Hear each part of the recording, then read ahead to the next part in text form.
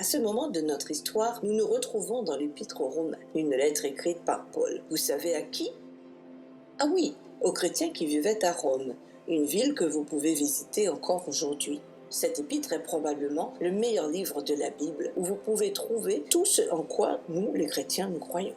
Il est rempli d'enseignements et d'instructions sur la bonne manière de vivre selon l'Évangile, car les chrétiens de Rome étaient divisés. Les Juifs avaient certaines croyances à propos de la parole de Dieu et les non-Juifs croyaient autre chose.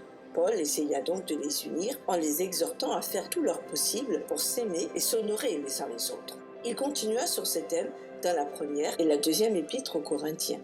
Il s'adressait là à l'église qui se trouvait dans la ville de Corinthe. C'était une ville qui était connue parce qu'il y avait beaucoup de religions différentes. Paul avait visité Corinthe en tant que missionnaire et il s'était aperçu que les chrétiens avaient commencé à se détourner de Dieu. Pendant tous ces voyages et ces différentes aventures, y compris un grand naufrage et un séjour en prison, Paul a continué à répandre la bonne nouvelle et à faire confiance à Dieu.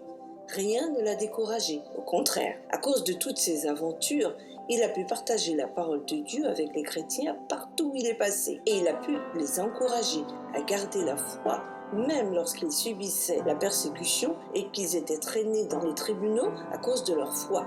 En lisant ces lettres, il nous semble qu'il y avait des disputes entre les chrétiens de l'Église à cette époque. Et il semble que Paul passait beaucoup de temps à s'efforcer de les réconcilier. Est-ce que les choses ont beaucoup changé aujourd'hui? Non.